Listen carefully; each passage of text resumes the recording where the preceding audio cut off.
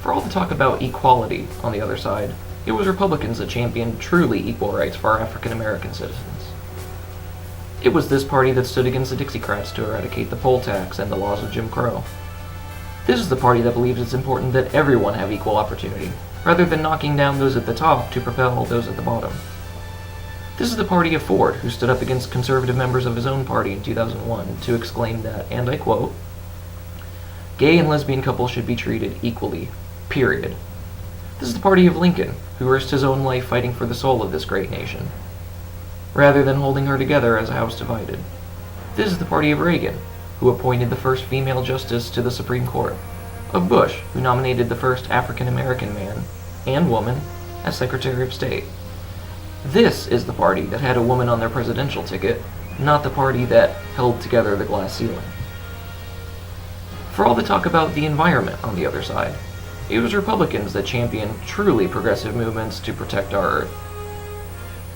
And this is the party that knows that environmental protection is best achieved when business and government work together in innovative, productive, and economically sound ways, rather than working against each other. This is the party of Roosevelt, who created the first national wildlife refuge to protect the beauty and abundance of our many wonders. This is the party of Nixon, who created the Environmental Protection Agency to protect our air and our water and our soil and atmosphere. The Clean Air Act's Republican. Safe Drinking Water Act, Toxic Substances Control Act, Marine Mammal Protection Act, all Republican acts. For all the talk of ending poverty on the other side, why don't the Democrats ever give people an incentive to go to work?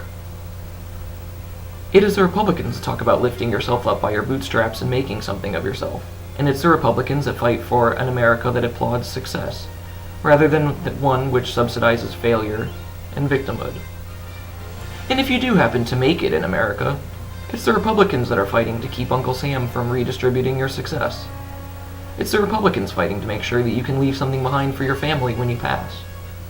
It's us. We're the ones evening out the playing field so you can lift yourself out of poverty. The Democrats have been fighting a war on poverty for more than 50 years, but they still continue the cycle rather than fixing the problem. Not us. This is the party of Reagan and Bush, who fought vigorously for lower tax burdens on American families because they understood that we know how to spend our money better than the government does. Because they knew that when consumers have money in our pockets, we'll buy homes and cars and utilize services and travel, all of which create more jobs and opportunity for others. For all the talk about workers' rights and jobs on the other side, it's Republicans who fight hard to reduce the regulatory burden on companies so that they are freer to prosper here, and hire here, and invest in our economy. This is the party that continuously fights the financial burden imposed by the second highest corporate tax rate in the developed world. This is the party that has fought against union strangleholds, which have killed companies time and time again. This is the party fighting against a card check provision that threatens the fundamental of secret ballot organization.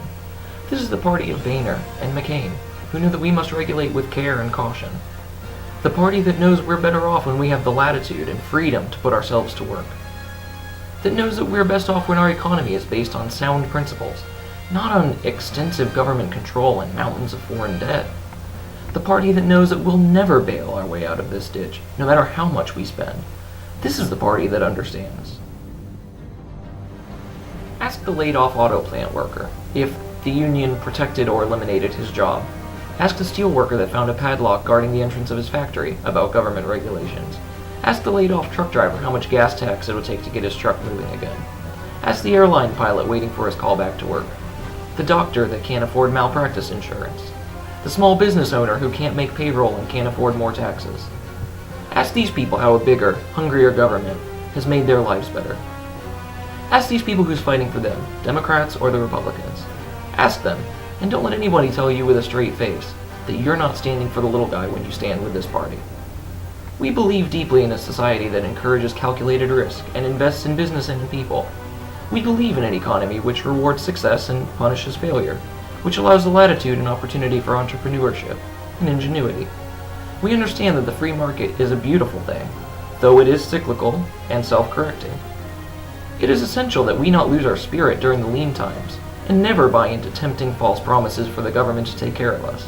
That's not what America is about. Sure, sometimes we experience a slump here at home, but even those jobs and opportunities lost in an economic downturn in America are opportunities which never would have existed in the first place anywhere else on this earth. We need not apologize for ourselves. The chance to make something of yourself in this country is so promising that people the world over choose to immigrate here in such large numbers that we literally cannot keep up. If something is wrong with our way of life in America, why do people long to be here so badly? Do you really think that hordes of European peasants crowded onto ships to come to find the promise of a welfare check? Do Latino migrant workers risk their lives sneaking across our borders to collect Social Security or to put themselves to work?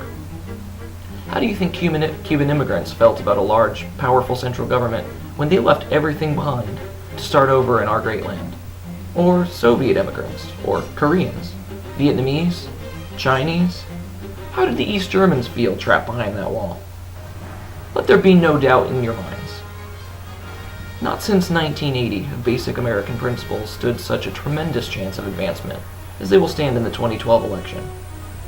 And just as in 1980, it's our responsibility to stand for them again. It's imperative that we begin to work this very day to claim victory, to take back the White House if not Congress, to begin rebuilding our great democracy to the stalwart it once was. If you feel an unsettling sense of deja vu lately, it's not your imagination. Get out your disco shoes and bell bottoms, it's 1977 all over again in America. And the worst parts of Jimmy Carter's administration are back in the White House. More tough times are likely ahead.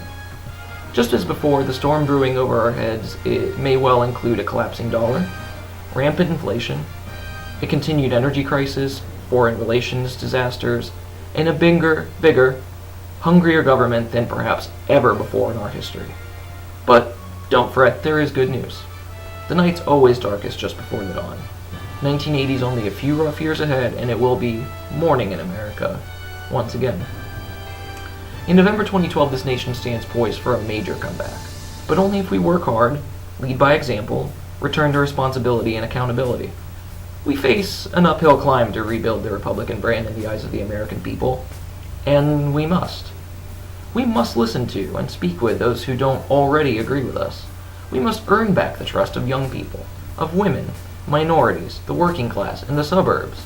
We must fight hard, build a coalition, and send a resounding message to Washington that we won't accept our current path for more than one term. We must fight. Let's reintroduce this party to America.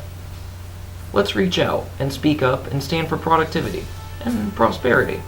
Let's work together and bring new people into the fold. Let's be the party of big ideas again. Let's be the careful guardians of the people's money again.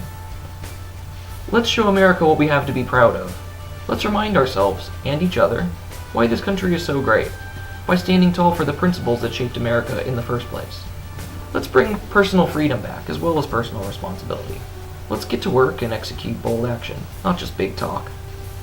Let's help American people stand on their own feet by getting Uncle Sam out of their way. Let's stand with our brothers and sisters, not take a free ride on their backs. And finally, let's remind the people of this great land why this party is the party that won 49 state landslide victories twice in modern history.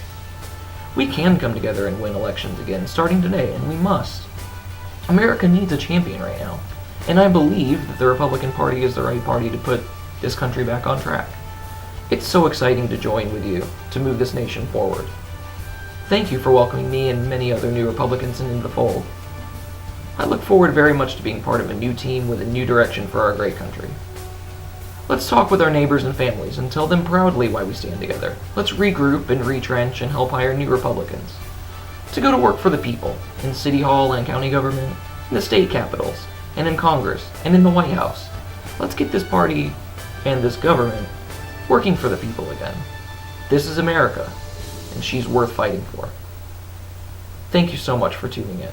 Hopefully this will only be the first of many conversations, and I look forward to hearing back from you, to hear your ideas about how we can best get this country back on track.